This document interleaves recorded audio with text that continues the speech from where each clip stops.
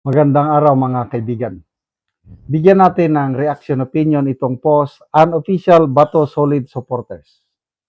Tatlong mambabatas na bumoto ng no sa impeachment ni BP Sara, inalis sa kanilang pwesto sa Kamara. Tatlong mambabatas na bumoto ng no sa impeachment laban kay BP Sara Duterte ang inalis sa kanilang posisyon sa House of Representatives nitong Mayo 20, 2026. Ilan sa mga inalis sa pwesto ay si Agusan del Norte Representative Dale Corbera at Leyte Representative Roger Mercado bilang mga Vice Chairpersons ng House Committee on Appropriations. Matatanda nang nag-trending sa social media si Corbera matapos nitong ibahagi na bumoto siya ng no sa impeachment ni Duterte dahil sa ito ang kagustuhan ng kanyang mga kadistrito. Samantala, ay inalis din si Mercado bilang chairperson ng House Committee on Population and Family Relations. Tinanggal din si Laguna Representative Ramel Hernandez bilang chairperson ng House Special Committee on Southern Tagalog Development. Walang paliwanag na naibigay ang Kamara kung bakit inalis sa pwesto ang mga nasabing mambabatas. Matatanda ng kumalat sa social media ang mga umano'y pananakot sa mga mambabatas na hindi papabor na ma-impeach si Duterte. Normal na yan, nakagawain nitong administrasyon. Malala ko nung 2024 man siguro yun. Kung, hindi. Yeah, 2024 pa. Congressman pa si Senator Marcoleta.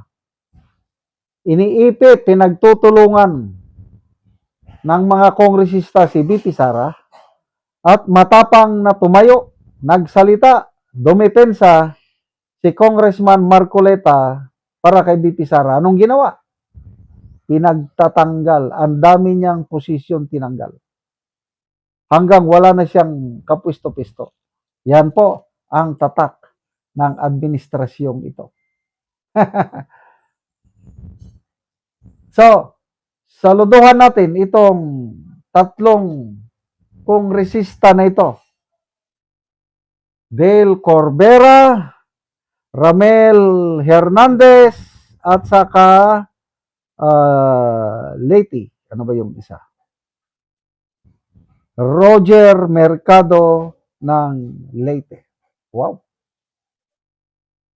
So, 25 months sila lahat na tinanggal, na bumoto ng no. Baka ito lang ang may mga posisyon na matataas. Kasi mga chairperson, vice chairperson, matataas yan.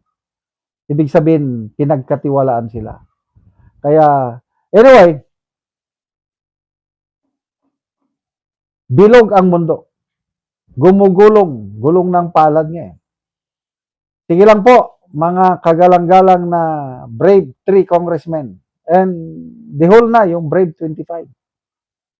Aanihin nyo ang inyong katapatan sa inyong distrito pagdating ng eleksyon. Sabi nga, kung ano ang itinanim, yan din ang aanihin. Your children and your grandchildren and the future generation will be very proud of you. Itong tatlong ito. Nakakalungkot po yung mga bumoto ng yes. Di sige, paldo. May nabasa kong post kahapon na dalawang party list congressmen nag-resign na daw eh. Bakit? Baka nakatanggap na. So, paldo na. Ano pa? Mga, ito naman, yung mga nag-absent o nag-abstain. Playing safe. para hindi sila parusahan. I don't know kung nakatanggap ba. Siguro walang natanggap. Kasi ang promise, 20 million. Wow, laki no? Cash yun. Tapos, infrastructure projects aabot ng 200 million. Laki. Paldo-paldo talaga. Kaya lang, that's reality sa Philippine politics. Sana mabago ang ganda na nun nung panahon ng Pinoy administration, in fairness sa Pinoy administration. Nawala na yung mga ganyan. Kaya nga na-declare na unconstitutional ang pork barrel funds. Ngayon, itong administrasyong ito na ibalik. Grabe. The worst. Kaya tama si Professor Winnie Monsod. Ano sabi niya? Ang pinakagrabing korupsyon na na-record sa kasaysayan ng Pilipinas, panahon ni Marcos Sr. at panahon ni Marcos Jr. Ganyan din ang sinasabi ni dating Supreme Court Justice Antonio Carpio. Kung malala ang korupsyon ng Marcos Sr., mas lalong lumala ang korupsyon sa panahon ng Marcos Jr. Yan. Bagong lipunan ko, no? Bagong lipunan. Bagong Pilipinas. Bayan, babangon muli. Walang bangon, bumabaon. Bayan, bumabaon sa utang. Grabe. 18.4 trillion ng utang ng Pilipinas as of March this year. At ang estimate by 2028 pag-alis sa pwesto ng Pangulo, aabot ng 24 or even 25 trillion pesos. Pag-alis nila, wala na. Sinong kawawa? Tayo mga taxpayers. Dahil tayo ang magbabayad niyan. Wala na silang pakialam.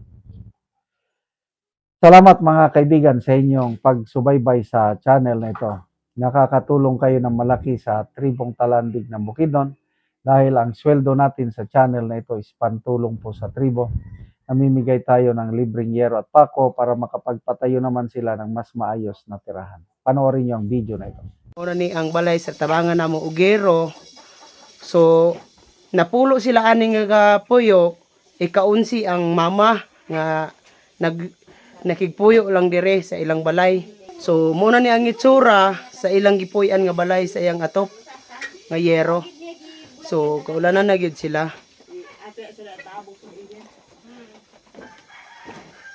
So mo na nagidag kuon sa buslot sa ilang balay.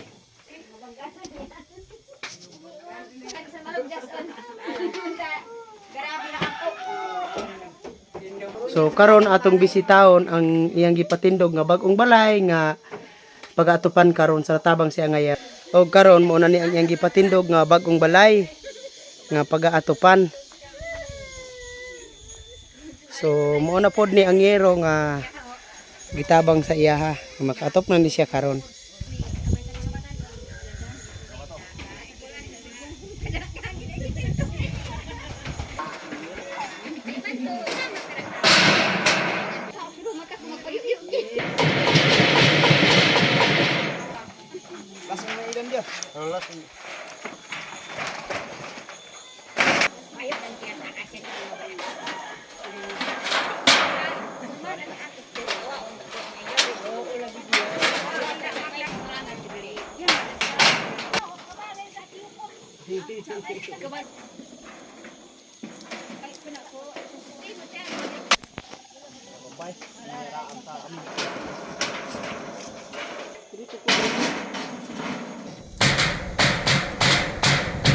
O karon humanagid sa pag-atop ang ginatabang nga yeros makita nato nga nakaatop na gid sila sa ilang balay nga gipatindog. Matasun nga mat sa Ginoos nagtabang sa sun nga nagbalay na ko dili na ko makigpuyo sa kan inaanak ko'y balay dili na ko makigpuyo sa akong ginikanan. So pila na ka tuig nga nakigpuyo lang ka sa imong ginikanan? Sa katuig Isa ka tuig.